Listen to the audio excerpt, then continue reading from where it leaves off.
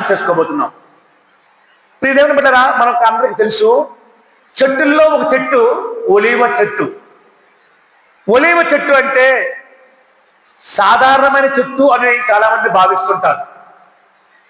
Bible గ్రంథంలో ఆయా చోట్ల, కీర్తన గ్రంథంలోను, అలాగనే కొత్త నిబంధన గ్రంథంలోను, అలాగనే పాత నిబంధన గ్రంథంలో కూడా ఈ ఒలీవ చెట్టు గురించి రాసింది. మీకు ఎవరికైనా తెలుసా? ఒలీవ చెట్టు కూడా నాకు తెలుసండి, కొద్దిగా చెప్పగలరు ఎవరైనా? తెలుసా? ఎవరికైనా తెలీదా? Olive tree, do you know? Have anybody? Okay, very good. Oil ఉంటుంది అంతేనా అమ్మా? స్ట్రాంగ్ ఎక్కడ ఉంటుంది? స్ట్రాంగ్ ఉండదు అమ్మా. ఏం బాబు? పచ్చగా ఉంటుంది. రైట్, పచ్చగా ఉంటుంది, వాస్తవమే. ఎందుకంటే బైబిల్ గ్రంథం రాస్తుంది ఇక్కడ. అంతే తెలుసా మనకి? ఈరోజు తెలుసుకుందాం చాలా సందర్భాల్లో. ఒలీవ చెట్టు always to see the green way, ఎప్పుడు కనిపిస్తూ పచ్చగా ఉండే చెట్టుగా ఉంటుంది.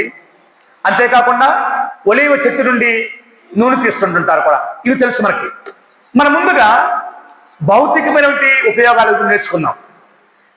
ఒలీవ చెట్టు యొక్క భౌతికమైన ఉపయోగాలు అంటే ఏంటి తెలుసా మీకు?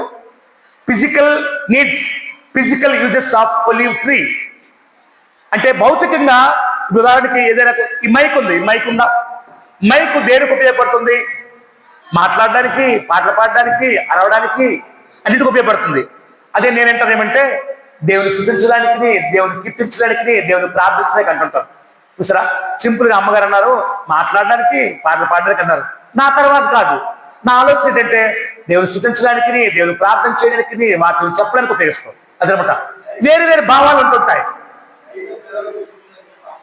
ఎన్ని విధాలు చెప్పుకున్నా సరే మనం అనుకునే విధానాలు వేరుగా ఉంటాయి. మనం అనుకునే విధానం. కుర్చీ దేనికి ఉపయోగిస్తారు అంటే కూర్చోడానికి. కానీ నేనైతే కుర్చీని ఆన్ చేసుకొని మోకరించి ప్రార్థన చేసుకోవడానికి అనుకుని ఉంటాం. ఎప్పుడో అలసటపోయినప్పుడు కుర్చీలో కూర్చోడానికి ఇష్టపడుతుంటాం. అంటే నిత్యము కూర్చోడానికి ఇష్టపడేవాడు కాదు. అలా చాలా మంది అలా ఆయా విధాలుగా భౌతికమైన లక్షణాలు అంటారు. ఈరోజు మనము భౌతికమైన ఉపయోగాలు ఒలీవ చెట్టు గురించి నేర్చుకున్న కొన్ని. నేను ఇది చెప్పబడిన అంశము చాలా పెద్దదే, కానీ చాలా చిన్న పాయింట్ చెప్తాను, ఎక్కువ చెప్పను. ఎందుకంటే పెద్దగా చెప్తే దాదాపు 2 గంటలు పడుతుంది.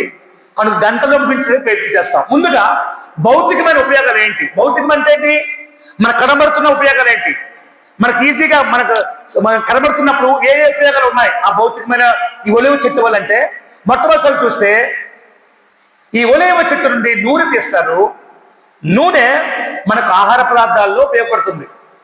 దేనికి ఉపయోగపడుతున్నారు? మీరు ఎప్పుడైనా ఒలీవ నూనె కొన్నారా? కొనరు. మనకి ఎప్పుడున్నో పామ్ ఆయిల్, సన్ఫ్లవర్ ఆయిల్, లేక ఆధార్ ఆయిల్, రిఫైండ్ ఆయిల్ ఇవే వాడతాం తప్ప, ఇంకా మ్యాక్సిమం కొద్దిగా సమృద్ధి కలిగిన వాళ్ళంటే గ్రౌండ్ నట్ ఆయిల్ వాడతారు. ఇంకా బాగా కావాల్సిన అంటే సరసోల్ ఆయిల్ వాడతారు. అమ్మా నువ్వు అదే సరసోల్ ఆయిల్ అంటున్నానండి, నేను హిందీలో చెప్తున్నాను. నువ్వుల నూనె వాడతాను. కానీ ఎప్పుడైనా సరే మీరు నిజంగా చెప్పాలంటే ఒలీవ ఆయిల్ వాడారా? వాడరు. ఒలీవ ఆయిల్ అనేది చాలా చాలా వాల్యుబుల్ ఆయిల్. ఒలీవల ఆయిల్కి ఒక పేరుంది. ఏం పేరు తెలిసిన? గోల్డెన్ ఆయిల్ అంటారు. Golden oil. ఒలీవ ఆయిల్ తక్కువ రేటు కాదు, చాలా ఎక్కువ రేటు, విలువ కలిగిన రేటు. అయితే ఈ ఒలీవ ఆయిల్లో సాధారణంగా రిఫైన్ చేసి ఆయిల్గా ఉంచరు. దీన్ని ఎక్స్ట్రా విర్జిన్ ఒలీవ్ ఆయిల్ అంటారు. ఎక్స్ట్రా విర్జిన్ ఒలీవ్ ఆయిల్ అంటారు. అంటే డైరెక్ట్ గా గానుగు నుండి తీసివేయబడినటువంటి ఆయిలే ఉపయోగిస్తారు తప్ప రిఫైన్డ్ చేయరు ఒలీవ్ ఆయిల్ని. మనం వాడుతున్న ఆయిల్లో కొంత మట్టుగా రసాయనాలు వాడతాం. అనగా స్టోరేజ్ కోసమని, నిల్వ ఉంచడం కోసమని ఏం చేస్తుంటామంటే ప్రతి ఆయిల్లో కూడా ఆయిల్ శాతము 20% ఉంటే మిగిలిన నిల్వ ఉంచే ఆ రసాయనాలు ఎక్కువగా వాడబడుతున్నాయి. అందుకని మనం ఆరోగ్యాలు పాడైపోతున్నాయి. అమ్మ బాబోయ్, మేము ఆధార్ ఆయిల్ వాడుతున్నామండి, మేము సన్ఫ్లవర్ ఆయిల్ వాడుతున్నామండి, లేకపోతే గోల్డ్ డ్రాప్ ఆయిల్ వాడుతున్నామంటే ఇవన్నీ చెప్పవే. మీకు తెలియదు కదా బహుశా. ఇవన్నీ చెప్పవే, అన్నీ మంచివి కాదు, అనారోగ్యమే. వాడితే మీరు నిజంగా చెప్పండి, మీరు బయట మార్కెట్లో గ్రౌండ్ నట్ ఆయిల్ వాడతారా? గ్రౌండ్ నట్ ఆయిల్ అమ్ముతారా? మనం గ్రౌండ్నట్ ఆయిల్ అంటే వేరుశనగ నూనె. మన ప్యాకెట్ వేరుశనగ నూనె కేజీ ప్యాకెట్ ఎంత ఇస్తారు సార్ మీకు? మహా అయితే 250 రూపాయలు, 250 260 రూపీస్. కేజీ ఆయిల్ 250 260 రూపాయలకు వచ్చేస్తుంది. మేము వాడాం, కానీ అది కూడా డూప్లికేటే. 250 రూపాయలు 240 రూపాయలు వేరుశనగ నూనె డూప్లికేటే. మీరు కావాలంటే వేరుశనగ పలుకుల్ని ఒక 5 కేజీలు ఆడించమని చెప్పండి, ఆడించడానికి వెళ్ళండి. ఆడిస్తే 5 కేజీలు 5 కేజీస్ ఆడిస్తే ఎంత వస్తుంది తెలుసా? నూనె కేజీ పావు, కేజీ 500 గ్రాములు, కేజీన్నర వస్తుంది. 5 కేజీల వేరుశనగ పలుకులు ఆడిస్తే ఎంత వస్తుంది? కేజీ పావు, కేజీన్నర రావడం చాలా కష్టం. అంటే 5 కేజీల శనగ పలుకులు ఎంత కాస్ట్? ఒక కేజీ 140 రూపీస్ ఉంది ప్రస్తుతానికి, 140 రూపీస్. ఇంకా తక్కువ ధరలు చూస్తే 120 130కి వస్తాయి. ఇంకా మంచి క్వాలిటీ చూస్తే 160 కూడా ఉన్నాయి. మేము పర్చేజ్ చేస్తుంటాం, మీరు కూడా చేస్తున్నారు, కానీ మీకు తెలియదు, అది జ్ఞాపకాలు ఉండవు. ఎందుకంటే పట్టభద్రులు మీరు, అందుకే మీకు జ్ఞాపకాలు ఉండవు. వాస్తవానికి చెప్పండి, కేజీ శనగపలుకులు వేరుశనగపలుకులు మినిమం కాస్ట్ 130 రూపాయలు తీసుకున్నా సరే, మరి 5 కేజీలు తీసుకుంటే ఎంత అయింది? 500, 5 3 15, 650 రూపాయలు అయింది. మరి ఆడించడం కోసం కాస్ట్ ఎంత? మినిమం 100 రూపీస్ ఉంటుంది, 100 రూపీస్ ఉంది. అంటే 750 రూపాయలు పెడితే ఒక కేజీ నూనె రావడం లేదు. 1 KG not brought out for our house. మరి అలాంటిది కేజీ నూనె 250 260 అవుట్ చేస్తుందంటే అంతా మంచిది కాదు. కనబడుతుంది మంచిగానే, వాసన వస్తుంది మంచిగానే, కానీ మంచిది కాదు. వీటన్నిటిలో ఏముందంటే రసాయనాలు కలుపుతారు. రసాయనాలు అంటే ఏంటి? రసాయనం అంటే ఏంటి అంటే కెమికల్స్ కలుపుతారు అర్థం. కెమికల్స్ కలవకపోతే స్టోరేజ్ ఉండదు. కానీ ఒలీవ్ ఆయిల్ మాత్రం స్టోరేజ్ కోసమే వాడతారు ఒలీవ్ ఆయిల్ని. దీని యొక్క ప్రత్యేకత ఏమిటంటే, ఏదైనా వస్తువులు నిల్వ ఉంచాలనుకుంటే, ఏదైనా కూరగాయలు నిల్వ ఉంచాలనుకుంటే స్టోరేజ్ కోసం ఈ ఒలీవ్ ఆయిల్ ఉంచుతారు, దాని మీద చల్లుతారు. అంత famous olive oil. Olive oil యొక్క ప్రత్యేకత, దాని యొక్క ఉపయోగం ఏంటంటే స్టోరేజ్ కోసం ఉపయోగిస్తాము. రెండవదిగా వంట నూనె కోసం ఉపయోగిస్తుంటాము. ఇంకా ఏం చేస్తారు తెలుసా? ఇంకా మీకు తెలియదు కదా బహుశా, పచ్చి కూరగాయలు సలాడ్ చేసుకుంటూ, సలాడ్ టమాటో, పచ్చిమిర్చి, లేక ఇంకా కీరా అంటే దాని దోసకాయ, ఇవన్నీ దాన్ని సలాడ్ చేసుకుంటూ ఉంటాం. దాని మీద చాలా మంది పూర్వపు రోజుల్లో బ్రాహ్మణులు అయినటువంటి వారు, పండితులైన వారు నెయ్యి కలుపుతున్నారు, నెయ్యి చల్లేవారు. కానీ నెయ్యి కంటే ఈ ఒలీవ్ ఆయిల్ చల్లితే, ఒలీవ్ ఆయిల్ స్ప్రెడ్ చేస్తే మంచి పౌష్టికాహారంగా ఉంటుందని జల్లుతూ ఉంటారు. ఇజ్రాయెల్ దేశాల్లో, ఐరోపా దేశాల్లో ఒలీవ్ ఆయిల్ అంతా మంచిది. అంటే దాన్ని సలాడ్ కూడా ఉపయోగించవచ్చు. 4 చూస్తే ఈ నేను చెప్పాను కదా, స్టోరేజ్కి ఉపయోగించవచ్చు. అంతేకాకుండా హెల్త్ బెనిఫిట్స్గా ఉపయోగపడుతుంది. ఎలాగంటే ఈ ఒలీవ్ ఆయిల్ తీసుకోవడం వల్ల గుండె ఆరోగ్యంగా ఉంటుంది, హార్ట్కి హెల్తీగా ఉంటుంది. కనుక దయచేసి మీరు ఎప్పుడైనా సరే ఒలీవ్ ఆయిల్ని తీసుకుని అప్పుడప్పుడు మీరు కూరగాయల్లో కానీ, లేక మీ యొక్క సలాడ్లో కానీ, మీ వంటల్లో కానీ ఉపయోగించడం నేర్చుకోండి. మీకు తెలుసో తెలీదో, మేము కొన్ని దినాల కిందట హెర్బా లైఫ్ అనేసి ఒక క్లబ్ ఉంది. ఆ క్లబ్కి వెళ్ళాము. ఆరోగ్యరీత్యా కొద్దిగా లావ్ అయిపోతున్నాము, ఫ్యాట్ పెరిగిపోతుంది, కనుక ఫ్యాట్ తగ్గించుకోవడం కోసం వెళ్తే వాళ్ళు మాకు చెప్తుంది అంటే, వాళ్ళ ఫ్యాటీ ఆయిల్స్ ఎక్కువ ఉన్నాయి. మీ బాడీలో ఇంకా ఫ్యాటీ లివర్ ఎక్కువ అవుతూ ఉంటుంది ప్రతి ఒక్క మనుషులు పిల్లలు పుట్టకపోవడానికి గల కారణం కూడా ఫ్యాటీ లివర్, ఫ్యాటీ ఎక్కువ బాడీలో పేరుకుపోవడం వల్ల పిల్లలు పుట్టరు, ప్రొడ్యూస్ అవ్వరు. అలాగనే బద్ధకముగా ఉండడానికి ఇష్టపడుతుంటారు. అలాగనే హార్ట్ అటాక్స్ వస్తుంటాయి. కనుక హార్ట్ సేఫ్టీగా ఉండాలంటే ఒలీవ్ ఆయిల్, ఫిష్ ఆయిల్ వాడండి అని చెప్తుంటున్నారు. అంటే గుండెకి ఎంత మంచిదంటే ఒలీవ్ ఆయిల్ అంత మంచిగా ఉపయోగపడుతుంది. అంతేకాదండి, ఈ ఒలీవ్ ఆయిల్ ఇంకా ఎలా చూస్తుంటే డైజెషన్ సిస్టమ్ కూడా చాలా ఉపయోగపడుతుంది. మలబద్ధకంతో ఉన్నవారు ఎవరైనా ఉంటే, డైజెషన్ అవ్వదండి, నాకు జీర్ణం కాదండి అంటే, ఇది జీర్ణ వ్యవస్థను బాగు చేసే ఆయిల్. ఇది ఒలీవ్ ఆయిల్ డైజెషన్ సిస్టమ్ కూడా చాలా ఉపయోగపడుతుంది. మలబద్ధకంతో ఉన్నవారు ఎవరికైనా సరే క్లియర్లీ డైజెషన్ సిస్టమ్ ఇది. ఎంత రాత్రి తిన్నా సరే తెల్లవారేసరికి నీకు డైజెషన్ సిస్టమ్గా మార్చేస్తుంది, మలబద్ధకం నుండి విడుదల కలిగిస్తుంది. ఇంకా చెప్పాలంటే ఈ ఒలీవ్ ఆయిల్ ఇంకా చేస్తే బ్యూటీ టిప్స్ కూడా. బ్యూటీ టిప్స్ అంటే ఏంటి? బ్యూటీ అండ్ స్కిన్ కేర్ కూడా ఉంది అంటారు. చాలా మందికి చర్మాలు ఎలా ఉంటాయంటే పొడిబారిపోయినట్లు ఉంటుంటాయి, పొడిబారిపోతుంటాయి, తేమగా ఉండవు. ఎవరి శరీరం అయితే తేమగా ఉంటుందో వారి శరీరం కొద్దిగా షైనింగ్ చేస్తూ ఉంటుంది, షైనింగ్ ఇస్తూ ఉంటుంది, మెరుస్తూ ఉంటుంది.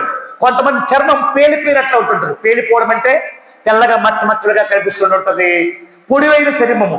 అటువంటి వారికి ఈ ఒలీవ్ ఆయిల్ కొద్దిగా ఒక డ్రాప్ వేసుకుంటే ఆ మొత్తం స్కిన్ అంతా కలిపి తేమగా ఉంచుతుంది.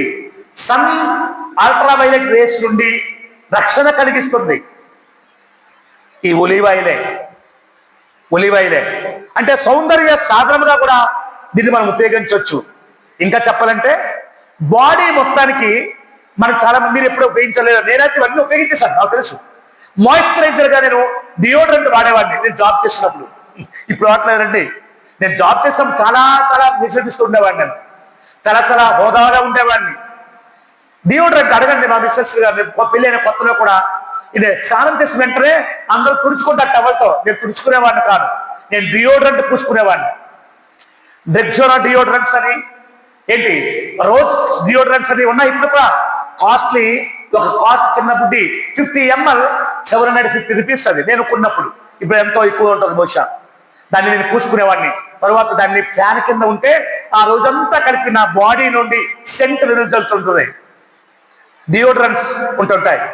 ఇవన్నీ కలిపి మనకు చాలా విలువైనవి. అలాగే దీన్ని మాయిశ్చరైజ్డ్, దీన్ని క్రీమ్గా కూడా ఉపయోగించుకోవచ్చు. దీన్ని ఒలీవ్ ఆయిల్ మాయిశ్చరైజ్ క్రీమ్గా ఉండొచ్చు. ఇంకా చెప్పాలంటే ఇంకా దీని ఉపయోగం ఎలాంటిదంటే జుట్టు రక్షణకు ఉపయోగించవచ్చు. ఎవరికైనా జుట్టు రాలిపోతుంది అనుకుంటే స్త్రీలైన వారు ఈ ఒలీవ్ ఆయిల్ని మాత్రం పూసుకుంటుంటే ఆ జుట్టు రాలదు. అంతేకాకుండా జుట్టు నెగనగ మెరుస్తూ ఉంటుంది, షైనింగ్ వస్తుంటుంది. జుట్టు పేలిపోదు, అంటే బద్దలవ్వదు, బ్రోకెన్ అవ్వదు. అది జుట్టును అలాగే నిరంతరంగా ఉంచుతుంది, జుట్టు మెరిపిస్తుంటుంది కూడా. ఇంకా చెప్పాలంటే మీకు తెలుసో తెలీదు, సినీ యాక్టర్స్ అనేటివారు, ఫిల్మ్ యాక్టర్స్ అనేటివారు చాలా మంది మేకప్ వేసుకుంటారు. వేసుకుంటారా? మేకప్ లేకుండా వాళ్ళ ముఖాలు అంత బాగా ఉండవు. మనలాగా గంటు ముఖాలు ఉంటాయి వారు కూడా, మీకు తెలుసో తెలీదు. కానీ గంటులు లేకుండా స్మూత్ గా కనబడినట్లుగా ఆ ఫేషియల్ క్రీమ్స్ వాడతారు. అవి తరువాత వదలవు, తర్వాత రిమూవ్ అవ్వవు అంత ఈజీగా. ఏ పెట్రోల్ పోసినా, ఏ కిరోసిన్ నాఫ్తలిన్ వాడినా ఏది వాడవు. తరువాత వాడేది ఏంటో తెలుసా? ఈ ఒలీవ్ ఆయిల్ అయితే మాత్రం ఎటువంటి మరకలనైనా, ఎటువంటి స్కిన్ లేయర్స్ అయినా విడుదల చేస్తుంది. దీన్ని ఒలీవ్ ఆయిల్, దీన్ని స్కిన్ రిమూవర్ గా కూడా ఉపయోగించవచ్చు. ఎలా ఉపయోగించవచ్చు? మేకప్ రిమూవర్ గా ఉపయోగిస్తాను. ఎలాగా? మేకప్ రిమూవర్ గా కూడా ఉపయోగిస్తాను. దీన్ని ఒలీవ్ ఆయిల్నే. ఈరోజు ఫిల్మ్ ఇండస్ట్రీస్ లో ఉన్నట్టు అనేక మంది టీవీ షోస్ లో నటించేవారు, ఫిల్మ్ ఇండస్ట్రీస్ ఉన్నవారు ఎక్కువగా ఒలీవ్ ఆయిల్నే వాడతారు. మీకు తెలుసో తెలీదో, విరాట్ కోహ్లీ, అలాగనే రోహిత్ శర్మ, అలాగే మహమ్మద్ ధోని వీళ్ళందరూ వాడే ఆయిల్ ఏదంటే ఈ ఒలీవ్ ఆయిలే. వాళ్ళు తాగే వాటర్ బాటిల్లో కొద్దిగా ఒలీవ్ డ్రాప్స్ వేసుకుంటారంట. ఒక వాటర్ బాటిల్ కాస్ట్ ఎంత తెలుసా? మీకు Rohit Sharma, Virat Kohli water bottle ground లో కావుతారు కదా ఈజీగా. అది మామూలు మనలాంటి వాటర్ బాటిల్ అనుకోకండి. వాళ్ళ వాటర్ బాటిల్ కాస్ట్ ఎంత తెలుసా? 6000 per water bottle, per litre. 1 litre water bottle 6000 రూపాయలు. వాటర్ బాటిల్ 6000 రూపీస్ ఒక వాటర్ బాటిల్. అదేనమాట. మనలాంటి వాటర్ బాటిల్ తాగేస్తున్నారండి ఈజీగా అంటే వాళ్ళు తాగరు. అందుకని వాళ్ళు ఎప్పుడు చూసినా నాగార్జున చూడండి, నాగార్జున సినిమా యాక్టర్ నాగార్జున ఎలా ఉన్నాడు ఇప్పుడు? ఆయన వయసు ఎంత తెలుసా? 68 సంవత్సరాలు. కానీ ఎలా ఉన్నాడు అంటే యంగ్ అండ్ డైనమిక్ గా ఉన్నాడు. చిరంజీవి చూడండి 70 years. కానీ ఇప్పుడు ఎలా ఉన్నాడు అంటే వాళ్ళ బాబుతో సమానంగా ఉన్నాడు. కారణం ఈ ఒలీవ్ ఆయిల్ని వాడుతూ ఉంటారు. అబ్బా ఏం చాలా బాగుందండి ఈరోజు. అంత టాపిక్ అంత లోకల్గా ఉందనుకుంటున్నారేమో. ఇది భౌతిక సంబంధమైనటువంటి ఉపయోగాలు ఒలీవ్ ఆయిల్. ఇంకా చెప్పాలంటే మీకు తెలుసో తెలీదు, మసాజ్ సెంటర్స్ ఉన్నాయి. మసాజ్ సెంటర్స్ హైదరాబాద్లో, విజయవాడలో, చెన్నైలో, ఇంకా బెంగళూరులో, పెద్ద పెద్ద సిటీలు, మెట్రోపాలిటన్ సిటీస్ అంటారు అట్లని. ఆ పెద్ద పెద్ద సిటీస్లో మసాజ్ సెంటర్స్ ఉంటాయి. ఆ మసాజ్ సెంటర్లో ఆడవారు మగవారికి, మగవారు ఆడవారికి మసాజ్ చేస్తారు. ఆ మసాజ్ చేసుకోవాలంటే ఒక 10 నిమిషాల కోసం నువ్వు ముందు లైన్ కట్టాలి. ఆ 10 నిమిషాలు చేసే మసాజ్ నీ కాస్ట్ ఎంత తెలుసా? 10,000 రూపీస్. 10,000 రూపాయలు పెట్టి మసాజ్ చేయించుకుంటారు. ఎవరు? పెద్ద పెద్ద వాళ్ళు. మనకు కాదు. మనము మన నువ్వుల నూనె, ఆమదమో లేకపోతే మంచి పెట్టి మసాజ్ చేసుకొని ఉంటాం, మనం రాసుకొని ఉంటాం. మేము స్పోర్ట్స్ ఉండేటప్పుడు, కమాండో ట్రైనింగ్ వెళ్ళేటప్పుడు మాకు సరసంలో రాసరికి మేము పెద్ద అనుకుంటాను. నా దేవుని ప్రియబిడ్డలారా, ఇది ఒలీవ్ ఆయిల్ యొక్క భౌతికమైన లక్షణాలు. మరి ఒలీవ్ ఆయిల్ మనకి ఏం నేర్పిస్తుంది? దీని బట్టి అంటే ఇగో ఇన్ని భౌతిక లక్షణాలు నేర్పిస్తుంది, భౌతికమైన ఉపయోగాలు నేర్పిస్తుంది. కానీ ఆధ్యాత్మికమైన పాఠాలు అనుకున్నాం కదా, స్పిరిచువల్ నీడ్స్ ఉన్నాయి కదా, అవి మనకి ఎలా ఉపయోగపడుతున్నాయి ఒలీవ చెట్టు వలన అంటే చూద్దాం బైబిల్ గ్రంథంలో నుండి. ఒలీవ చెట్టు అంట వాటి ఉపయోగం ఏంటంటే చూద్దాం బైబిల్ గ్రంథంలో నుండి. ఏంటంటే ఆది కాండంలో చూద్దాం ఒకసారి. ఆది కాండం, జెనసిస్ చాప్టర్. ఇప్పుడు మనం ఎంతో నేర్చుకున్నది భౌతికమైన ఉపయోగాలు నేర్చుకున్నాము. ఇప్పుడు మనం నేర్చుకునేది ఆధ్యాత్మికమైన ఉపయోగాలు, spiritual lessons taught by the olive tree. Before we are learned physical uses of olive tree. Now we are going to spiritual lessons. So the 8th chapter, Genesis chapter 8th chapter, 11th verses చూద్దాం. 11th verses లో సాయంకాలమున అది అతని యొద్దకు వచ్చినప్పుడు త్రుంచబడిన ఒలీవ చెట్టు ఆకు దాని నోట నుండెను, గనుక నీళ్లు భూమి మీద నుండి తగ్గిపోయేనని నోవాహునకు తెలిసాను. దేవునికి మహిమ కలుగును గాక. ఇక్కడ మనకు కనబడుతున్నటువంటి ఉద్దేశం ఏంటంటే జలప్రళయం ముగిసిన తరువాత భూమి మీద నీళ్ళు ఇంకిపోయాయా లేదా అని నోవాహు ఒక పావురాన్ని, ఒక కాకిని విడిచిపెడతాడు బయటికి. విడిచిపెట్టినప్పుడు ఆ పావురము ముందు కాకి వెళ్తుంది. కాకి వెళ్ళి ఏం చేస్తుంది? తిరిగి వచ్చేస్తుంది, లోపలికి వచ్చేస్తుంది. తరువాత పావురం వెళ్తుంది. పావురం వెళ్ళి ఏం తీసుకొస్తుందంట? ఒలీవ చెట్టు కొమ్మను తీసుకొచ్చి నోవాహు చేతులు పెడుతుంది. అప్పుడు గమనించాడు ఏంటంటే, అంటే ఈ నోట పట్టుకొని వచ్చినటువంటి ఒలీవ కొమ్మను బట్టి, ఒలీవ చెట్టు ఆకులను బట్టి గుర్తించాడు ఏంటంటే, అంటే భూమి మీద ఇక శాంతంగా ఉంది, ప్రశాంతంగా ఉంది, భూమి మీద నివసించడానికి, భూమి మీద జీవించడానికి హోప్ ఉంది, పర్వాలేదు అని సాదృశ్యానికి ఈ ఒలీవ చెట్టు ఇక్కడ కనబడింది. దేవుని మీద అర్థం చేసుకోండి. ఎలా కనిపిస్తుందా? A symbol of peace and hope. A symbol of peace and hope గా ఒలీవ చెట్టు కనబడుతుంది మనకి. అంటే శాంతికి మరియు నిరీక్షణకు సాదృశ్యముగా కనబడుతుంది ఈ చెట్టు. ఇంతలో మనం చూసుకున్న చెట్టు కాదు ఇది. ఇది అదే చెట్ట లేకపోతే వేరే చెట్ట? అదే చెట్టు. కానీ ఇప్పుడు మనం చూసుకున్నది ఆత్మీయ ఉపయోగాలు, ఆత్మీయమైన పాఠాలు జరుగుతుంది మనకి. ఒక ఒలీవ చెట్టు కొమ్మను తీసుకుని వస్తే ఆ చెట్టు కొమ్మ చేసే ఉద్దేశం తెలియపరుస్తుంది. అంటే జలప్రళయం ముగిసిపోయిందయ్యా, అయిపోయింది, ఇక భూమి మీద మీరు జీవించడానికి పర్వాలేదు, వెళ్ళొచ్చు అని ఒక అవకాశాన్ని తెలియపరుస్తుంది. నిరీక్షణకు ఆధారాన్ని తెలియపరుస్తుంది. హోప్ గా మనకు తెలియపరుస్తుంది. అంతేకాదు భూమి నిమ్మలంగా ఉంది, మంచిగా ఉంది, పర్వాలేదు, ఉండొచ్చు అని చెప్పడానికి ఈ పావురము తీసుకుని వచ్చే ఒలీవ కొమ్మ నుండి మనకు లెసన్ నేర్పుతుంది పిల్లరా. ఇదే దేవుని శాంతికి, కొత్త ఆరంభానికి సంకేతంగా కనబడుతుంది. కొత్తగా జీవించడానికి మళ్ళా పురుగొస్తుంది. మన జీవితాల్లో కూడా అనేకమైన శ్రమలు వస్తాయి. ఈ జలప్రళయం వచ్చినట్లుగానే, నోవాహుకు జలప్రళయంకి వచ్చినట్లుగానే, నోవాహు దినములలో మనకు కూడా ఈ భూమి జీవిస్తున్నప్పుడు ఎన్నో జలప్రళయం వంటి శోధనలు వస్తుంటాయి, ఎన్నో శ్రమలు వస్తుంటాయి.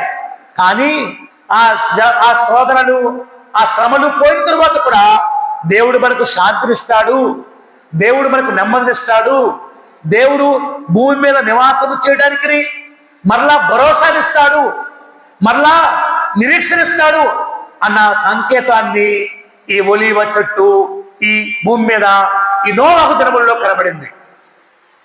ప్రియదేవుని బిడ్డలారా, ఆలోచన చేయండి. అయితే నీవు ఉన్నావు, నేను మనం ఉన్నాం. మనం ఏ విధమైన సంకేతంగా కనబడుతున్నామా? మనము కూడా భూమి మీద జీవిస్తున్నాం కదా, మానవుల సర్వ సభ్య సమాజంలో తిరుగుతున్నాం కదా. మన నుండి ఏదైనా సంకేతం ఉందా? కొంతమంది అంటుంటారు వెన్నుపోటు సంకేతాలు ఉంటాయి. కొంతమందికి ఏంటంట వెన్నుపోటు రా బాబు వాడు నమ్మితే అంటుంటారు. కొంతమంది నమ్మితే వాడు దౌర్భాగ్యుడు రా బాబు అంటుంటారు. కొంతమంది నమ్మితే మోసం చేసేవాడు రా అంటుంటారు. కొంతమందిని నమ్మితే వాడు బాబోయ్ వాడిని ఎప్పుడు ఎలాగుంటాడు చెప్పలేవరా బాబు అంటుంటారు. అలాగ మనం ఉంటున్నామా? ఒక నిరీక్షణకు, ఒక భవిష్యత్తు యొక్క ఉద్దేశాన్ని జరిగించబోవడానికి నిన్ను నమ్మితే, నిన్ను చూస్తే, నీ గురించి ఆలోచన చేస్తే పర్వాలేదు, నిన్ను బట్టి నిరీక్షించవచ్చు, వేచి ఉండొచ్చు, శాంతి మార్గానికి ఉపయోగించవచ్చు అని నిన్ను గురించి ఎప్పుడైనా ఆలోచన చేసుకుంటున్నారా?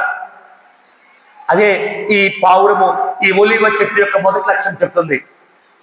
ఒలీవ చెట్టు మొక్క కొమ్మ a symbol of peace and hope గా మనకు కనబడుతుండగా మనం ఎలా ఉన్నాము అంటే, లేకపోతే ఈ ఒలీవ చెట్టు కొమ్మ నుండి నేర్చుకోవాల్సిన ఉద్దేశం అంటే మనము కూడా శాంతికిని, భరోసాకును, నిరీక్షణకు ఆధారమై సాదృశ్యముగా ఉండాలని తెలియపరుస్తుంది. మొట్టమొదటి మాట. రెండో మాట చూద్దాం. రెండో మాట ఒలీవ మొక్క ఎలా ఉందంట చూద్దాం ఒకసారి. శామ్స్ గ్రంథంలో కీర్తన గ్రంథం 52వ అధ్యాయం చూద్దాం ఒకసారి. ఇదిగో చదవబడిన ఉత్తరపత్రికలుగా చదువుకున్నాం కదా. 52వ అధ్యాయం 8వ వచనంలో రాసి చూడండి ఒకసారి. 52 చాప్టర్ శామ్స్ 8 వర్సెస్. నేనైతే దేవుని మందిరంలో పచ్చని ఒలీవ చెట్టు వలె ఉన్నాను, నిత్యము దేవుని కృపయందు నమ్మిక ఉంచుతున్నాను. హల్లెలూయా. A green olive tree in the house of God. Second one is a green olive tree in the house of God. నేను దేవుని మందిరంలో పచ్చని ఒలీవ చెట్టు వలె ఉన్నానంటుంది. మనం అలా చెప్పగలుగుతున్నామా? ప్రియ సహోదరుడా, సహోదరి, యూట్యూబ్లో, ఫేస్బుక్లో, ఇన్స్టాగ్రామ్లో దేవుని వాక్యం వింటున్నా నా ప్రియ దేవుని బిడ్డలారా, ఆలోచన చేయండి. లేక కుర్చీల్లో కూర్చోబెట్టి నా ప్రియ సహోదరులారా, మీరు అలా ఆలోచన చేయండి ఒకసారి. ఈ ఒలీవ చెట్టు అంటుంది, నేను నిత్యము దేవుని మందిరంలో పచ్చని చెట్టు వలె ఉండాలనుకుంటున్నాను. అంతేకాదు, ఇప్పుడు కాదు, ఒకరోజు కాదు, ఒక వారం వస్తానండి, వచ్చే వారం నేను రాలేనండి, 3వ వారం నాకు కుదరదండి, నాకు చాలా చాలా పనులు ఉన్నాయండి అనుకున్న వారంలో ఉన్నామా? లేక ఒలీవ చెట్టు చెప్తున్న నిత్యము నివాసం చేసే ప్రక్రియలో ఉన్నామా? Always living in the temple, the god's temple, the house of God లో ఉండడానికి ఈ ఒలీవ చెట్టు ఇష్టపడుతుంది. అదే చెప్తుంది బైబిల్లో. ఏమంటున్నట? కీర్తనకారుడు దావీదు అదే అంటున్నాడు. ఏమంటాట? నేనైతే దేవుని మందిరంలో పచ్చని ఒలీవ చెట్టు వలె ఉంటా. పచ్చని అంటే నిత్యము, పచ్చని అంటే హాయిగా, సంతోషముతో, ఆనందముతో. మీకు తెలుసో తెలీదో, అప్పుడప్పుడు వచ్చేవారు దేవుని మందిరానికి భయంతో వస్తుంటారు. భయంతో ఒక వారం దేవుని మందిరం లేకపోతే ఒక వారంలో క్రమంలో ఇలా నైట్ చేసి డోర్లు ఎవరు తెరవకుండా చెప్పి డోర్ వేసానమ్మా, ఎవరమ్మా పవిత్ర అమ్మ ఎవరు వెళ్ళిపోతున్నారు? అమ్మా గడపెట్టమ్మా, చూడకు మరి, గడపెట్టండి అమ్మా, గడపెట్టండి అక్కడ ఉన్నాయమ్మా, గడపెట్టమ్మా, ఉన్నాయండి, మనకు వస్తారు దారిలేదా? నా దేవుని బిడ్డలారా, ఆలోచన చేయండి. పచ్చని ఒలీవ చెట్టు అంటే నిత్యము సంతోషముతో, నిత్యము ఆనందంతో. ఒకవేళ వారం క్రమంలో మధ్యలో ప్రార్థన ఉంటుంటాయి కదా, బుధవారం ప్రార్థన, శుక్రవారం ప్రార్థన ఉంటుంటాయి కదా. ఆ ప్రార్థనలో రాలంటి వారికి ధైర్యం ఉండదు, భయం ఉంటుంది, బితికి కూడా ఉంటారు. అమ్మో ఈ ఆదివారం వెళ్తే పాస్టర్ ఏమంటారో, అడుగుతారేమో, అడిగితే ఏం చెప్పాలి అనే భయంతో వస్తుంటారు చాలా మంది. నిత్యము ఆరాధనల్లో, నిత్యము క్రమములో ఉండేవారికి సంతోషముగానే ఆత్మతోనే ఆరాధన చేయడానికి ఇష్టపడుతుంటారు. ఇలాగుంటే కొంతమంది ఏమో నెలకొక మారు, కొంతమంది 2 వారాలకు ఒక మారు వచ్చేటువంటి వారికి ఇంకా భయంగా ఉంటుంటది, ఏమడుగుతారు అని చెప్పి. నిత్యము పచ్చని ఒలీవ చెట్టు వలె దేవుని మందిరంలో ఉండడానికి వారికి అవకాశం ఉన్నా సరే ఉండడానికి ఇష్టపెట్టుకోలేకపోతున్నారు ప్రియారా. చాలా మంది ఉద్యోగాలను, చాలా మంది పనులను, లోకపు వ్యవహారాలను, లోకంలో సొసైటీ ఎంజాయ్మెంట్ చేసుకోవడానికి ఇష్టపడుతున్నారు, కానీ దేవుని మందిరంలో నిత్యము ఉండాలని ఇష్టపడట్లేదు. దావీదు అదే అంటున్నాడు, నేనైతే నిత్యము దేవుని మందిరంలో పచ్చని ఒలీవ చెట్టు వల్ల ఉండాలనుకుంటున్నాను.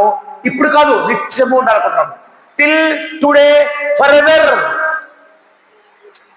ఎప్పుడూ కూడా ఉండాలనుకుంటున్నాడు ఆయన. ఏ ప్రార్థన జరిగినా, ఏ సమయంలో ప్రార్థన చేసినా ఆ దేవుడు, ఆ నిత్యుడగు తండ్రి, ఆ సమాధానకర్తైన దేవుడు, ఆ సర్వశక్తిమంతుడైన దేవుడు నాతో ఏం మాట్లాడతాడో అని అభిలాష కలిగిన వారు ఉన్నారు.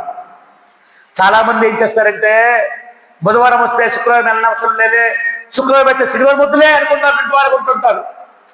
ప్రార్థన యోధులని చెప్పుకుంటారు, మళ్ళా ప్రార్థనను మేమే గొప్పగా చేస్తామనుకుంటున్నారు, కానీ దేవునిలో ఎదుగుదల పచ్చగా ఉండడానికి ఇష్టపెట్టుకోరు. దేవుడు అదే చెప్తున్నాడు దావీదు.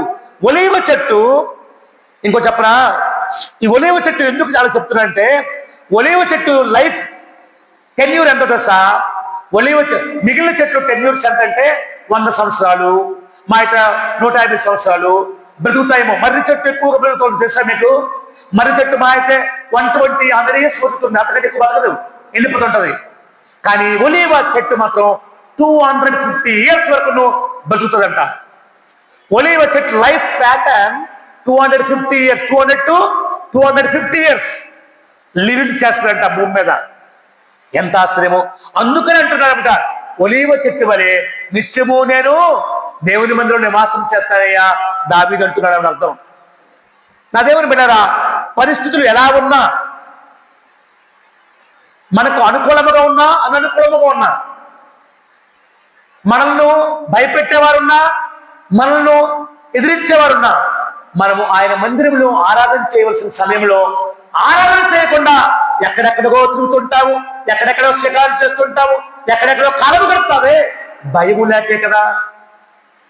నా దేవుని బిడ్డరా, అందుకే దావీదు నో నో నో నో నేనైతే నా దేవుని మందిరంలో ఒలీవల ఒక్కవలే పచ్చని చెట్టుగా ఉంటాను, నిత్యము నాకు ఇష్టపడతానని దేవుని వాక్యం సెలవిస్తున్నాడు.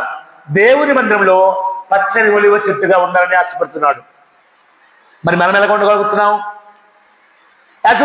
సేమ్ నీకు అప్లై చేసుకుంటే నువ్వు నిత్యము ఉండాలనుకుంటున్నావా పచ్చని మొక్క వలె, లేదా అప్పుడప్పుడు ఉండాలనుకుంటున్నావా అనేది ఈ స్పిరిచువల్ లెసన్స్ నేర్పుతుంది ఈ ఒలీవ చెట్టు.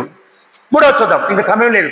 మూడవ చూస్తుంటే ఈ ఒలీవ చెట్టు అంట ఎక్సోడస్ చాప్టర్లో చూద్దాం సరే. ఎక్సోడస్ చాప్టర్ అనగా నిర్గమాకాండంలో 27th చాప్టర్ 20th verse చూద్దాం. 20th verse.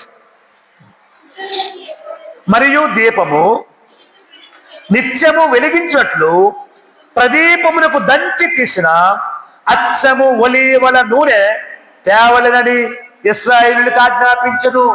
ఆ రోజుల్లో దేవుడు తెలియపరుస్తున్న మాట ఇది. డైరెక్ట్ గా దేవుడు మోషేతో తెలియపరిచిన విధముగానే దేవుడు తన ప్రజలతో మాట్లాడుతున్నాడు. ఇగో ప్రత్యక్ష గుడారములలో దీపస్తంభము మీద ప్రదీపానికి వెలిగించాలంటే, దీపం వెలగాలంటే ఏముండాలి? అచ్చము దంచి తీసిన ఒలీవ మొక్క నూనె కావాలి, ఒలీవ చుట్టూ నూనె కావాలి, ప్యూర్ ఒలీవ్ ట్రీ ఆయిల్ కావాలి. మరి ఎలాగా? దంచి తీసింది అనగా గానుగు చేసి ఉంది, ప్రెస్ చేయబడింది, గానుగు చేసి తీయబడిందే ఆయిల్ కావాలని కోరుకుంటున్నాడు. అంటే ఈ ఈ దంచి తీయబడిన ఈ ఆయిల్ దేనికి సాదృశ్యం అంటే anointing of light and anointing of swords గా మనకు కనబడుతుంది. అనగా ఇంకా అభిషేకానికి మరియు వెలుగుకు సాదృశ్యంగా కనబడుతుంది. ఏంటట? ఈ ఒలీవ చెట్టట అభిషేకానికి మరియు వెలుగుకు సాదృశ్యంగా కనబడుతుందంట. ఎలాగా? చూసా కదా, ఒలీవ నూనె ఎలాగంట? ప్రదీపమునకు దంచి తీసిన అచ్చము ఒలీవల నూనె తేవలనని కోరుకుంటున్నాడు. అసలు ఒలీవ నూనె రావాలంటే ఎక్కడ వస్తుంది తెలుసా మీకు? ఒలీవ నూనె రావాలంటే ఎక్కడ వస్తుంది తెలుసా? ఒలీవ నూనె రావాలంటే ఒలీవ చెట్టు కొట్టిస్తుందా? దేని నుండి వస్తుంది? How does olive oil brings out? Do you know? ఒలివ ఫ్రూట్స్ ఉంటాయి, ఒలివ ఫ్రూట్స్ ఉంటాయి, కాయలు ఉండవు. ఒలివ ఫ్రూట్స్ కాయలే పండైన తర్వాతనే తీయబడతాయి. పామాయిల్ ఎలా తీయబడుతుంది? పామాయిల్ ట్రీలో పామాయిల్ కాయలు పండైనప్పుడు వాటిని ప్రెస్ చేస్తారు, గానుగులు చేస్తారు, రిఫండ్ గా మోసుకుంటారు, అంటే ఫ్యాక్టరీలో ఉంచుతారు. అప్పుడు దాని నుండి ఆయిల్ వస్తుంది. అలాగే ఏ ఆయిల్ అయినా, సన్ఫ్లవర్ అయినా సరే, ఏదైనా సరే ఆయిల్ రావాలంటే పళ్ళు గానుగలో ప్రెస్ చేయబడాలి, అంటే గానుగ ఆడించబడాలి, అనగా దాన్ని గానుగ చేయబడాలి, అప్పుడే ఆయిల్ వస్తుంది. అలాగనే ఇక్కడ ఒలివ పండ్ల నుండి తీసివేసినటువంటి నూనె ఆ దీపాల్లో వెలిగించడానికి ఉపయోగించమని చెప్తున్నాడు మోషేతో. నా ప్రత్యక్ష గుడారములలో, నా దేవుని మందిరంలో వెలుగ్గా దేదీప్యమానముగా ఆ దీపస్తంభం మీద ఉండాల్సిన నూనె ఏది పడితే అది నూనె వేయొద్దు. అది ఏ ఆయిల్ ఉండాలి? ఒలీవ ఆయిల్ మాత్రమే ఉండాలి. అది దేనికి సాదృశ్యం? అభిషేకానికి వెలుగుకు సాదృశ్యమైంది. The source of anointing and the source of light వెలుగుకు అభిషేకానికి సాదృశ్యమైంది. అంటే పరిశుద్ధాత్మని సాదృశ్యముగా మనకు కనబడుతుంది. అంటే నూనె కావాలంటే ఎలాగైతే ఆ ఒలీవ పండు నుండి గానుగు చేయబడగా, నలుగు కొట్టబడగా వచ్చే నూనె అయితే ఎలాగుందో, అలాగే క్రీస్తు జీవితాన్ని కలిగిన నీవు నేను మనము కూడా నిజమ క్రైస్తవులుగా బ్రతికితే మనకు శారీరకముగా శ్రమలు వస్తుంటాయి, శారీరకముగా బాధలు వస్తుంటాయి, శారీరకముగా వ్యాధులు వస్తాయి. కానీ వాటిలో నువ్వు నలగొట్టబడాలి.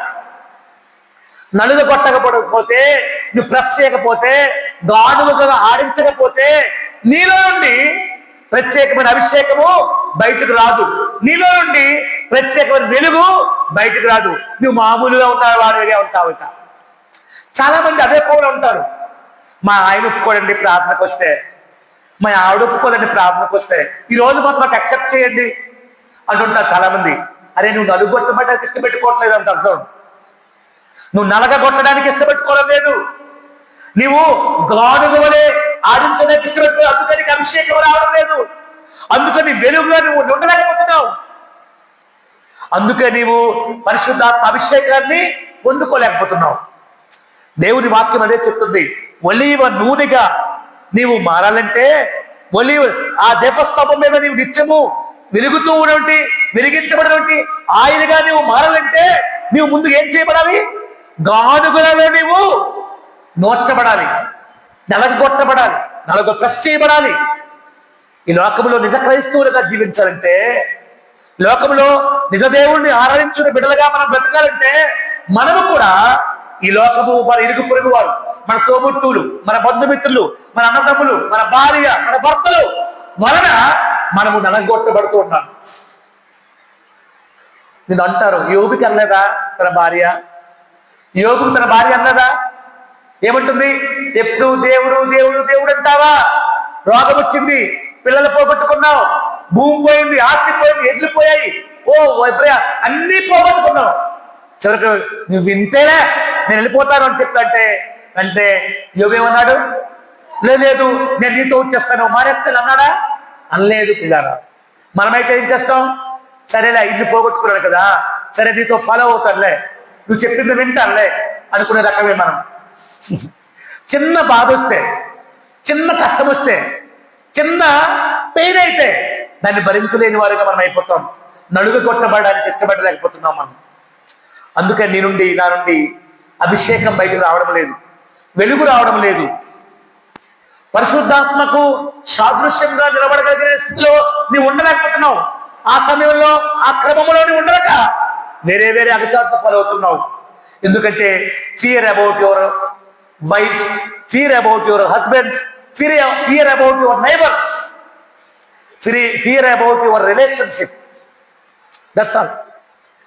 అది ఈ ఒలీవ చెట్టు చెప్తున్న సంకేతం ఇది కాదు. నేను ఎలాగైతే నలుగొట్టబడుతున్నానో, నేను ఎలాగైతే పీస్ చేయబడుతున్నానో, నేను ఎలాగైతే తిప్పి చేయబడుతున్నానో నా పండు నుండి, మీకు తెలుసు. ఇంకో మీకు చెప్తాను. మీకు ఒలీవ పండ్లు అయ్యా మొక్కేసేసాను, ఒక సంవత్సరానికి వచ్చేస్తుంది, 2 సంవత్సరాలకు వచ్చేస్తుంది అనుకుంటున్నారా? రాదు. మామూలు పండ్లు వలె, మామూలు పంట వలె, ఒలివ పంట కాదు, ఒలివ పంట చేతికి రావాలంటే మినిమం 12 సంవత్సరాల నుండి 15 సంవత్సరాల కాలం పడుతుంది. 12 years to 15 years కాలం పడుతుంది అది పండు చేతులు రావాలంటే. అన్ని సంవత్సరాలు ఆ మొక్క భూమి మీద పెరుగుతూ ప్రొడక్షన్ చేస్తుండాలి. అంత అయిన తర్వాత నేను పండుగ ఉంటాను, బాగుంటా అనుకుంటుందా? కాదు. అభిషేకానికి, పరిశుద్ధాత్మకు, దేవుని వెలుగుకు సాదృశ్యముగా తీసేయబడుతుంది, తిప్పి చేయబడుతుంది. గాడుగుల వేయబడి, కస్సికుల వేయబడి నలిగిపోతుంది. ఇదే మనకు నేర్పుతున్న ఆధ్యాత్మిక పాట. అంటే నువ్వు నిజంగా దేవుని బిడ్డగా ఉంటే నువ్వు నలుగొట్టబడడానికి ఇష్టపడు, బాధపడడానికి ఇష్టపడు. చిన్న శ్రమ వస్తే, చిన్న బాధ వస్తే, మీ ఆయన వద్దంటే, మీ అక్క వద్దంటే, మీ ఆవిడ వద్దంటే, మీ తమ్ముడు వద్దంటే, మీ అక్క వద్దంటే, దేవుని మందిరాన్ని మారివేయడం, దేవుని స్తుతించడం మారివేయడం అది తగదు సహోదరి, తగదు సహోదరుడా. ఆలోచించండి. ఒలివ చెట్టు అదే చెప్తుంది. 4వ ఆశీర్వాదం, మళ్ళీ వెళ్దాం, సమయం అవుతుంది. 4వ ఆశీర్వాదంకి వెళ్దాం. మూడు చెప్పుకున్నాం కదా. ఏం చెప్పుకున్నాం? మొట్టమొదటిసారిగా ఒలివ చెట్టు. నేను భౌతికమైన ఆశీర్వాదాలు చెప్పడం లేదు, భౌతికమైన ఉపయోగాలు చెప్పడం లేదు. ఒలివ చెట్టు యొక్క స్పిరిచువల్ లెసన్స్ అంటే ఆధ్యాత్మికమైన పాఠాల్లో మొదటిగా ఏం నేర్చుకున్నాం? శాంతికి మరియు నిరీక్షణకు సాదృశ్యముగా ఉంది. A symbol of peace and hope గా సాదృశ్యం ఉంది. రెండవదిగా దేవుని మందిరములో పచ్చని ఒలివ చెట్టు వలె ఉండడానికి ఇష్టపడుతుంది. Always living in the God's house, a green life, a green olive tree. Next third వన్గా చూస్తే అభిషేకానికి మరియు వెలుగుకు మూలంగా ఉంది, సాదృశ్యంగా ఉంది. 4వ చూద్దాం. Family blessings. నీ కుటుంబం ఆశీర్వాదం పొందుకోవాలంటే నీ ఒలివ చుట్టి వలె ఉండాలి. Family blessing. నేటి సమాజంలో, నేటి దినములలో ఫ్యామిలీగా అభివృద్ధి పొందుకోలేకపోతున్నాం, అభిషేకం పొందుకోలేకపోతున్నాం, దీవించబడలేకపోతున్నాం. గల కారణం నీదైనా ఎవరిదైనా తప్పుదాలు జరిగిపోతున్నాయి, ఎవరిదైనా శాతము జరిగిపోతున్నాయి. ఫ్యామిలీగా కమిట్మెంట్స్ లేవు, ఫ్యామిలీగా మ్యూచువల్ అండర్స్టాండింగ్స్ లేవు, ఫ్యామిలీగా గాడ్స్ అటెంప్టేషన్ లేవు, మ్యూచువల్ గాడ్స్ డిజర్వేషన్ లేవు. దేవుడి కొరకు సమర్పణ కలిగిన హృదయాలు లేవు. ఫ్యామిలీగా దేవుడి కొరకు త్యాగం చేయవలసిన మనసాక్షులు లేవు. కుటుంబ పరంగా దేవుడి కొరకు త్యాగం చేసే మనసత్వాలు లేవు. అందువల్లనే అభిషేకం, ఆశీర్వాదం కోల్పోతున్నారు. అదే చెప్తున్న వాక్యంలో 128వ అధ్యాయం చూద్దాము. శామ్స్ కీర్తన గ్రంథము 128వ అధ్యాయము 3వ వచనం చూద్దాం. 3వ వచనం, 3rd verse. నీ లోగిట నీ భార్య ఫలించు ద్రాక్ష వల్లె వలె ఉండును, నీ భోజనపు బల్ల చుట్టూ నీ పిల్లలు ఒలీవ మొక్కల వలె ఉండును. హల్లెలూయా. ఒలీవ మొక్కల వలె. నీవు దేవుని మందిరానికి వస్తే నీ భార్య రాదు, నీ భార్య వస్తే నీవు భర్త రాదు. నువ్వు నలుగొట్టబడ్డానికి ఇష్టపెట్టుకోవట్లేదు కదా, నీవు బాధించబడ్డానికి ఇష్టపెట్టుకోవట్లే కదా, నీవు శ్రమ అనుభవించడానికి ఇష్టపెట్టుకోవట్లే కదా, చేయి పట్టి తోడుగా వెళ్ళిపోతున్నావు కదా. ఆయన తన్నానంటే నువ్వు తన్నాననుకుని వెళ్ళిపోతున్నావు కదా. ఆయన ఏదంటే అందులోనే ఫాలో అయిపోతున్నావు కదా. సహోదరుడా, నీ భార్యని ప్రేమిస్తున్నావేమో, కానీ దైవికముగా ప్రేమించడంలో నువ్వు వెలిగిపడిపోతున్నావు.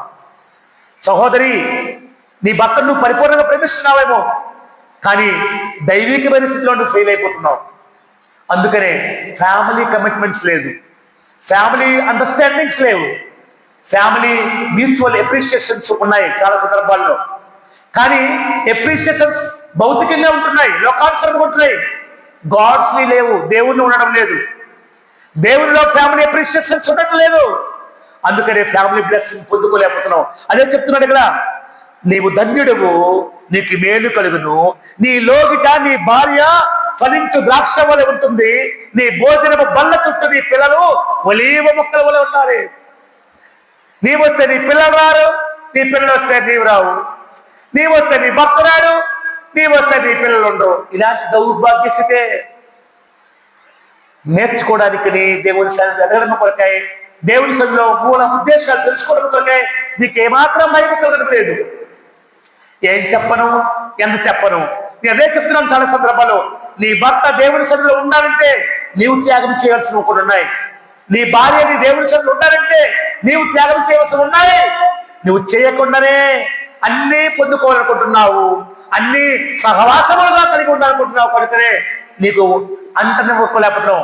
సుఖముగానే బతికేయాలనుకుంటున్నావు, సుఖముగానే బతికేయాలనుకుంటున్నావు. అలాగైతే కుటుంబ ఆశీర్వాదము రాదు పిల్లరా, రాదు. ఒలీవ ఇంకో చెప్పనా, ఈ ఒలీవ మొక్క చెట్టు పెరుగుతున్న సందర్భాల్లో 100 సంవత్సరాలు కాకుండానే ఈ 15-16 సంవత్సరాల నుండి మొదలుకొని ఈ ఒలీవ చెట్టు ఏం చేస్తుంటే పక్కనే చిన్న పిల్ల మొక్కలు పుట్టించడానికి ప్రయత్నం చేస్తుంటుంది. చిన్న చిన్న పిల్ల మొక్కల్ని, మీకు తెలుసో తెలీదో, భూమి మీద సమాజంలో ఉన్నటువంటి మర్రి చెట్టు తన నీడలో ఏ చెట్టుని మొలిపించనివ్వదు. మర్రి చెట్టు నీడలో, మర్రి చెట్టు చుట్టుప్రక్కలలో చిన్న చిన్న గాలివన మొక్కలు, చిన్న చిన్న కంపు మొక్కలు రావచ్చేమో కానీ అవి అంతంతగా ఉంటాయి కానీ పెద్దగా పెరుగుతారు, నేను కూడా మర్రి చెట్టులో ఉంటాను అని అనుకుంటే నీ కళే నేను రానివ్వనురా అని చెప్పి మర్రి చెట్టు ఆపేస్తాను. మర్రి చెట్టు రానివ్వదు, బ్రతకనివ్వదు, పెరగనివ్వదు. కానీ ఒలీవ చెట్టు కొన్న ఉద్దేశం అది కాదు. ఒలీవ చెట్టు భోజనపు బల్ల చుట్టూ ఉన్న పిల్లల వలె, ఒలీవ చెట్టు మొక్కల వలె ఇవే తన 15 సంవత్సరాలు దాటిన తర్వాతనే ఇది డెవలప్ అవుతుండగానే పక్కనే చిన్న చిన్న పిల్ల మొక్కల్ని ఉద్భవింప చేస్తుంది, పుట్టింప చేస్తుంటది. ఎప్పుడైతే పండు కాస్తదో, పండు కాసి పండు ఇరిగిపోయి పడిపోయి ఆ విత్తనము పక్క పక్కనే మొక్కలుగా వ్యాపింప చేస్తుంటది. దీనికి కూడా ఫేమస్ అని ఎందుకంటాను. అందుకనే భోజనపు బల్ల చుట్టూ ఒలీవ మొక్కలమై నా పిల్లలు ఉంటారంటే అలా ఉండాలంటే నీవు నీ కుటుంబము తీర్మానంలో రావాలి. నీవు నీ కుటుంబం అభిషేకించబడిన వారిగా ఉండాలి. నీవు నీ కుటుంబం ఆశీర్వదించబడిన కుటుంబంగా ఉండాలి. ఫ్యామిలీ బ్లెస్సింగ్స్ ఉండాలి. ఇదే చెప్తున్నమాట దేవుని వాక్యం. ఇంకా నేను ఎక్కువ చెప్తే ఇంకా చాలా విషయాలు ఉన్నాయి. 5వ మరి వెళ్దాం. 5వది కదా, చూద్దాం. 5వ చూద్దాం. బైబిల్ గ్రంథంలో ఇంకా రోమన్ రాసిన పత్రికలో చూద్దాం. Romans letter 11th chapter. Romans letter 11th chapter చదువుకున్నాం కదా ఈరోజు. 11th చాప్టర్లో 17th వర్సెస్ నుండి మనం చదివితే మరి చాలా చాలా మంచి విషయాలు కనబడతాయి. కానీ నేను మధ్యలో ఒక విషయం నేను చూపించి ముందుకు వెళ్తాను. చూడండి ఒకసారి 22nd వర్సెస్ చూద్దాం. 22nd వర్సెస్లో, కాబట్టి దేవుని అనుగ్రహమును కాఠిన్యమును అనగా పడిపోయిన వారి మీద కాఠిన్యమును నీవు అనుగ్రహ ప్రాప్తులమై నిలిచున్న ఎడల నీ మీద ఉన్న దేవుని అనుగ్రహమును చూడుము. అట్లు నిలువని ఎడల నీవును నరికి వేయబడుతువు. జాగ్రత్త. దేవుని అనుగ్రహం నీలో ఉంది, దేవుని దయ నీపైతే ఉంది. కానీ దానికి దేవుని కొరకు నువ్వు వాడబడితేనే మంచిదే, దేవుని కొరకు నువ్వు ఉపయోగించబడితే మంచిదే. లేకపోతే నీవు నరికి వేయబడతావు, నీవు బయటకు పారవేయబడతావు చెబుతూ అన్నాడు. చూడ మాట ఏమనంటే, వారును తమ అవిశ్వాసములో నిలవకపోయినలా అంటుకట్టబడుదురు. దేవుడు వారిని మరలా అంటుకట్టుటకు శక్తి గలవాడు. ఎట్లనగా, ఇది చెప్తున్నాడు, ఎట్లనగా నీవు స్వాభావికమైన అడవి ఒలీవ చెట్టు నుండి కోయబడి, మనమందరం ఎవరమాట? అడవి ఒలీవ చెట్టు. అడవి ఒలీవ చెట్టు అంటే ఏంటి అర్థం? అన్య సమాజంలో ఉన్నవారు మనం అర్థం, అన్యులుగా ఉన్నవారు అర్థం. అడవి ఒలీవ చెట్టు అంటే అన్యులుగా ఉన్నవారు అర్థం. మునుపు మనం అందరము ఎవరమాట? అన్యులమే కదా. మునుపు మనం దేవుని నమ్మిన వారం కాదు కదా. మునుపు మనం విగ్రహారాధనలు, మన పూజార్హులు, మన లోకంలో సూర్యుని నమ్మేవారం, దేవుడు అనుకునేవారమే, చంద్రుడిని పౌర్ణమి రాత్రులు గడిపేవారము, ఏకాదశి చేసుకునేవారము, ఉపవాసాలు చేసుకునేవారము, లోకానుసరముగా గడిపేవారము. అడవిలో ఉన్నటువంటి ఈ ఒలీవ చెట్టు వలె అన్య లోకాల్లో మనం గడిపేవారం.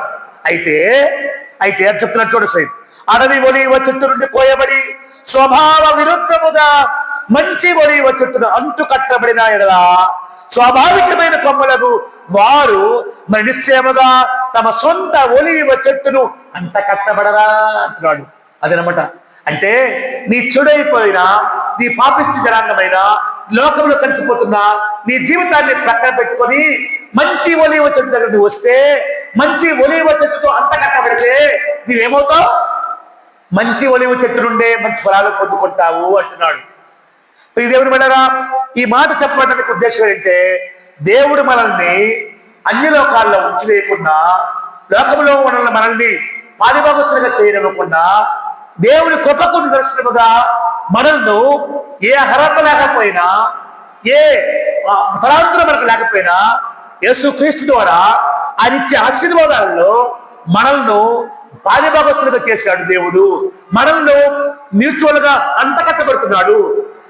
బలిమి చేతనైనను, కక్ష చేతనైనను, కలిమి చేతనైనను, మిసి చేతనైనను నేను సువార్త ప్రకటించక ఉండలేనని చెప్పాడు పౌలు మాదిరిగానే మనల్ని లోకంలో లోకానుసరంగా గడుపుతున్న మా జీవితాల వల్ల ఉండేది. కానీ ఒలీవ చెట్టునే యేసుక్రీస్తు ప్రభు యొక్క సాదృశ్యంలోనికి, అనే చెట్టులోనికి, మంచి చెట్టులోనికి అంటబడితే, మంచి సంఘంలోనికి నీవు అంతకట్టబడి జీవిస్తే నీవు ఎలా వస్తావట? మంచి ఒలీవ మొక్క వలె వస్తావు అంటున్నాడు దేవుడు. హల్లెలూయా. అంటే అడవి ఒలీవ మొక్కగా ఉన్న నీకు ఆయన కృప వలన మంచి ఒలీవ మొక్కగా మారిపోతావు అంటున్నాడు. అర్థమవుతుందా? The wild olive tree as like as you, but the god's grace we can change into original olive tree. Received original olive tree. మన ముందుగా మనం ఎలా ఉన్నామట? వైల్డ్ ఒలీవ్ ట్రైగా ఉన్నాం మనం. అడవి ఒలీవ్ ట్రైగా ఉన్న మనము దేవుని మంచి ఒలీవ చెట్టులోనికి వస్తే మనం ఎలా మారిపోతామట? మంచి ఒలీవ చెట్టుగా మారిపోతామంటున్నాడు దేవుడు. అది ఎలాగా? దేవుని కృప వలనే. ఏ అర్హత లేకపోయినా, ఏ తలాంతు లేకపోయినా దేవుని వలనే మనం పొందుకుంటామని దేవుని వాక్యం సెలవిస్తుంది. నెక్స్ట్ వర్షం చూద్దాం. టైం అయిపోతుంది. నాకు చెప్పాలంటే చాలా ఉన్నాయి, నేను ఇప్పుడు చెప్పలేను. కానీ ఇంకా మిగిలిన విషయం చూద్దాం.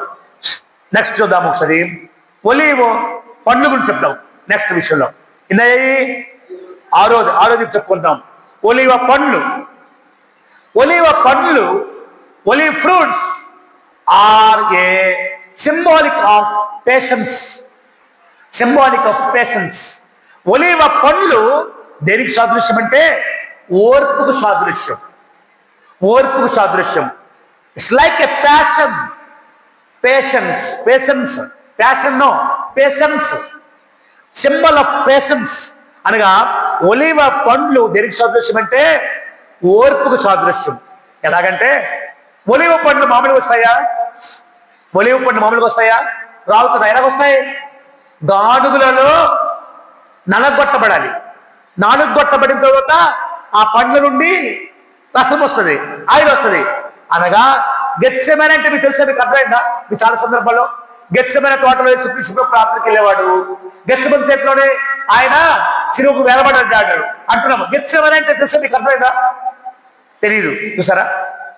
గెత్సెమనే అంటే ఏంటి తెలియదు అమ్మా.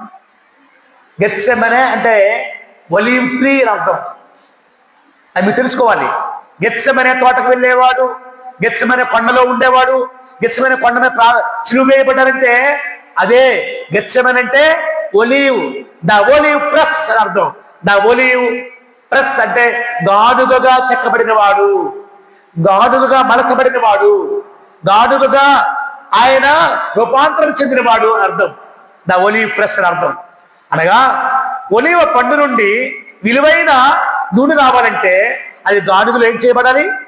వేయబడి నలుగొట్టబడిగా నూనె బయటికి మనకి వస్తుంది అని మనకు తెలుసు. అయితే ఈ నూనె చాలా సమయం పడుతుంది ఆడిస్తున్నప్పుడు.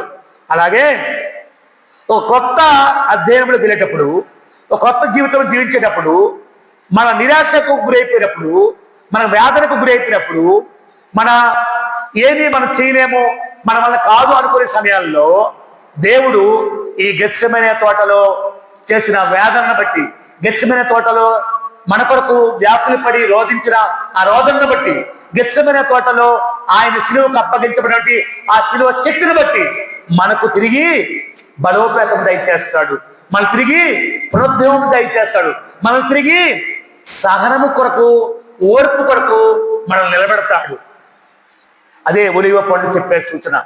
ఒలీవ పండ్లు గెత్సెమనే తోటలో, గెత్సెమనే అనగా olive the press, olive the press అని అర్థం, అనగా గాడుగా చేయబడిన ఒలీవ చెట్టు అని అర్థం.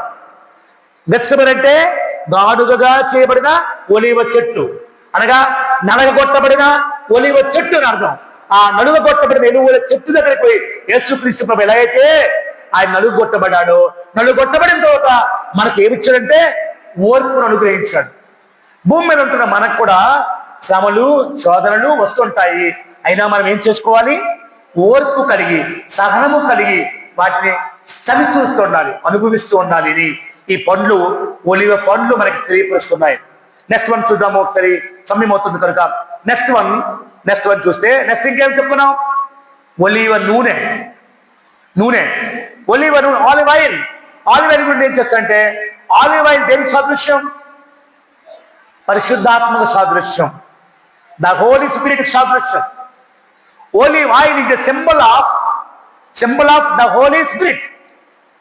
పరిశుద్ధాత్మక సాదృశ్యం ఒలివ నూనె. అందుకనే మీకు ప్రార్థన చేస్తుంటాము కదా, చాలా మంది ప్రార్థించుకోకుండా వారి పనులు వెళ్ళిపోతుంటారు అనుకోండి, బిజీ షెడ్యూల్ వల్ల. ఈ చివరలో ప్రార్థించడానికి గల కారణం అదే, అంత ఇంకా కదా.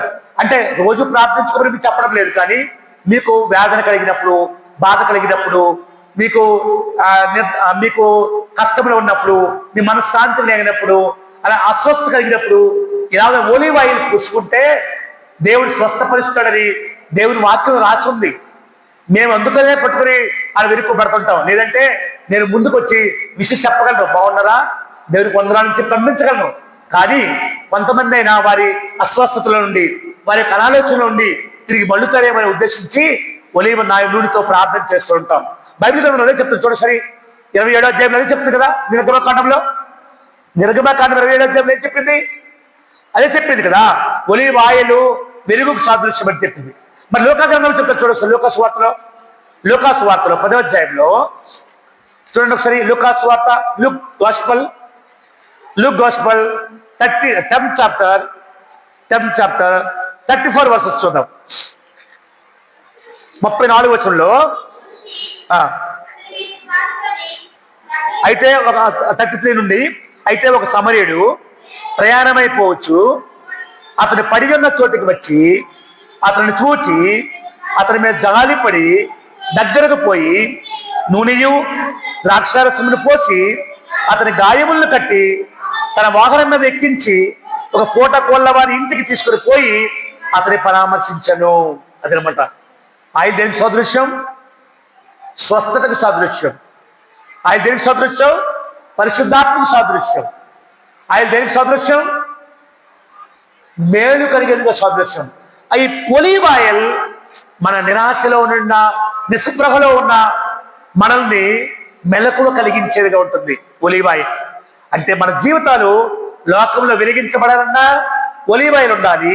నిరంతరము పరిశుద్ధాత్మ చేత అభిషేకించబడాలన్నా, పరిశుద్ధాత్మ చేత అంటి ఉండాలన్నా ఈ ఒలివ్ ఆయిల్ అనేది మనకు చాలా అవసరము అని చెప్తుంది. స్వస్థపరచబడాలన్నా, గాయపడిపోతున్న మన జీవితాలకు, వ్యాధులతో ఉన్న మన బ్రతుకులకు ఒలివ్ ఆయిల్ ద్వారా పరిశుద్ధాత్ముడు మనల్ని మనోధైర్యాన్ని ఇస్తాడు, ఆత్మస్థైర్యాన్ని ఇస్తాడు. అదే చెప్తుంది ఒలివ్ ఆయిల్. ఇంకా చాలా ఉన్నాయి. ఇంకా నేను 5 విషయాలు ఎక్కువ ఉన్నాయి, 7 విషయాలు చెప్పాను, సమయం అయింది. 7 విషయాలు చెప్పుకున్నాం, మరి ఇంకా ఉన్నాయి చాలా విషయాలు. ఆహారం ఒకటి, బలం ఒకటి, ఇంకా గచ్చమైన గాడు ఒకటి, ఇంకా చాలా 5 పాయింట్లు ఉన్నాయి. తర్వాత ఎప్పుడైనా చెప్పుకున్నాం. ఈ 7 పాయింట్లు చూసుకుందాం. ఒలివ ఆయిల్ చుట్టూ నేర్పుతున్న ఆధ్యాత్మిక పాఠాల్లో మొట్టమొదటి నేర్చుకున్నాం ఏంటంటే, శాంతికి మరియు నిరీక్షణకు సాదృశ్యముగా ఉంది ఒలివ చెట్టు, ఎ symbol of peace and hope.